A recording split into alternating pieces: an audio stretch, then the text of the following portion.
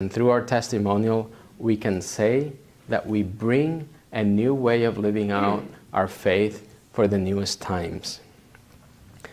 When we think of the 100 years of the covenant of love, we think also of our father and founder. And that's why we say, your covenant, our mission. It is Father's covenant, something that gave life to Schoenstatt. Of course, with the first Soterlist, what is renewed today, 100 years later. And that covenant of love, which is an answer for us and an answer for the church, is what becomes a mission for us. That mission wants to bring us to the awareness that it is not only sisters, priests, religious, the ones that are going to bring the message, but above all is each one of the lay members of the Schoenstatt movements. We want to somehow evaluate how is this life of the covenant being present in our family, in our church, in our country. And then this allows us to think about my own personal connection with God, with the Blessed Mother, and with the covenant of love. My own personal connection that allows me to ask a few questions. First, what is the center of the mission of Schoenstatt? What is the essence of the gift that we bring to the church and to the world? Second, how do we live the covenant of love? If we say that the essence of the Schoenstatt movement is a covenant, is a pact between one person and the other, how do we live out this covenant of love with Mary, this covenant of love that brings us closer to the heart of God? And third, how do other people, we can say outsiders, look at us? How do others interpret how we live, how we talk about the things that are relevant to our life, how we interact with others, how we work, how we study, how we raise our families? What do others say about me? When we are able to reflect on these questions, then we continue to think about the Schoenstatt movement in a way in which I can say, the Schoenstatt movement is me. I take ownership of this gift that I have received, and then I present this gift as a way to show others that I am the person that the Blessed Mother invited to seal this covenant of love, and that now is a new person in Christ. Of course, the covenant of love doesn't happen in an isolated place. It doesn't happen just between me and the Blessed Mother. It is in the context of a family. It is in the context of many people that are connected to our lives. And that's why we have not only the Blessed Mother and Schoenstatt as a Marian spirituality for the church, but this Marian spirituality is a part of a big, larger family. And that's why we are here today as well, as a family. I'm not just having a conversation, a one-on-one conversation with someone else, but we are together building the Schoenstatt family. We are together feeling that we are responsible for each of our sisters and brothers in the covenant. And that's why for some of us, we answer to the call to be leaders by taking the initiative to show others the gifts and the fruits of the covenant of love. And in that sense, we have to realize whatever I do to spread the covenant culture, to spread the covenant of love in my parish, at work, at school, is living out the calling to be apostles, missionaries for a new church, for a new evangelization. It is in the context of the family where we go out into the world. We don't do it alone. The first thing that Jesus did before his public ministry was to gather the community of the 12. And then he went out to preach. Same thing happens with Father Kentenich. the father of the family.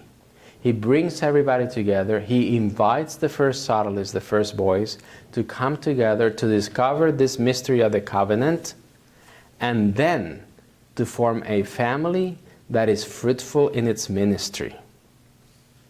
Of course, a family first.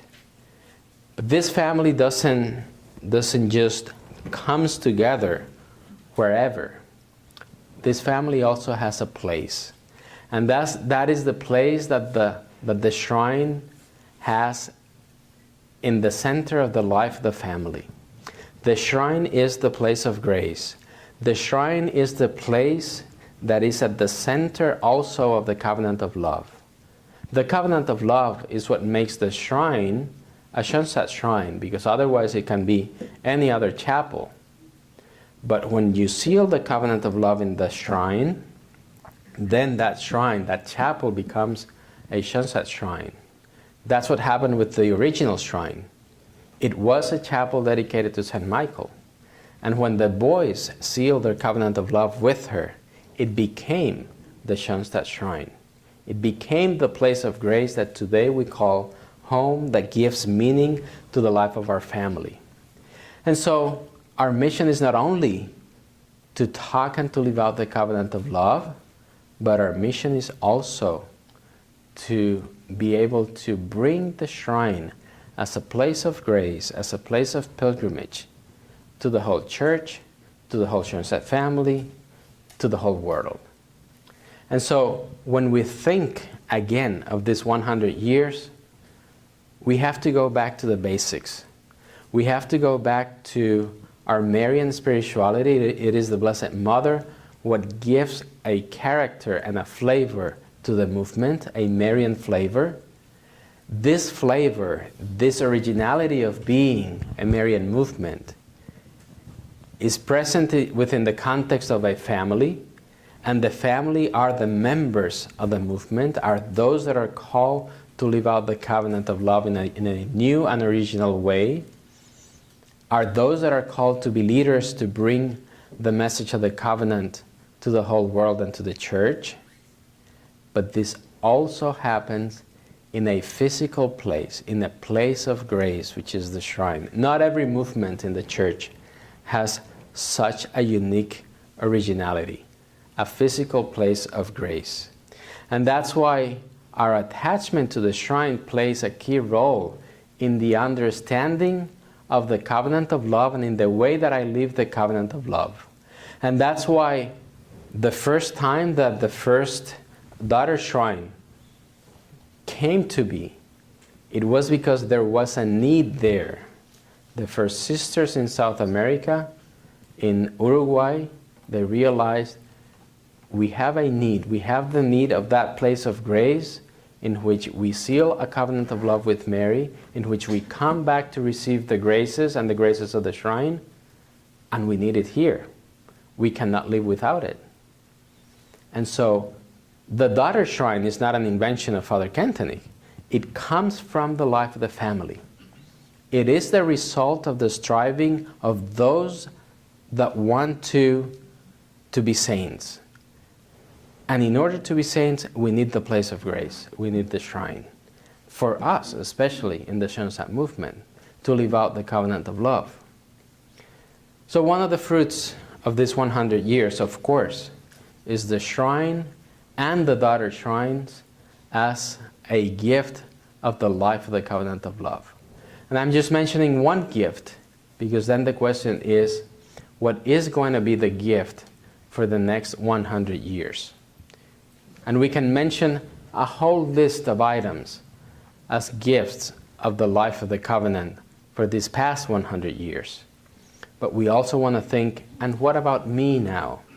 How do I bring this new life, and how do I share those impulses, those initiatives, those longings and desires that are in the heart, and that sometimes I think it's too much for me. But it was not too much for those 15, 18 years old first Sodalists 100 years ago. If they did it, how much can each one of us do? Our Schoenstatt family is then a family that is rooted in a rich history of grace. When we think again, and I go back to the shrine, we think of the key element of the Shunsat spirituality together with the covenant, because the covenant happens in the shrine, that we offer as something new, is the newness of Shunsat with the church. And then we have to think of the history of the church, and we have to think of the logic of God. For every new religious family, God generates an original way to give of herself to enrich the life of the church and to change the course of history. Of course, we think again of the first religious families of the church that left an imprint in the life of the church. And we have to think of the Benedictines, for instance. And the Benedictines, with the gift of prayer, of spiritual life, of bringing order to the day, of also integrating work into the prayer life. Ora et labora. Work and pray. The rule of Saint Benedict. But it happened in a place. It happened in the monastery. And the monastery became the place of grace for so many saints. For so many saints in the life of the church. And in those monasteries, culture was made. We continue in the life of the church, in the history, and we can look at so many other religious families that have left an imprint in the life of the church.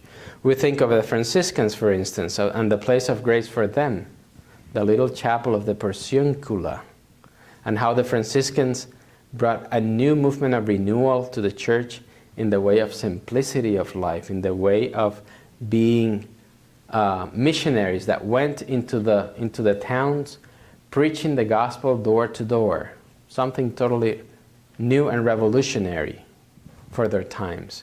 Then we continue and we can think of the Jesuits and the Counter-Reformation to give an answer exactly to the needs of those times, with formation, with education of the people.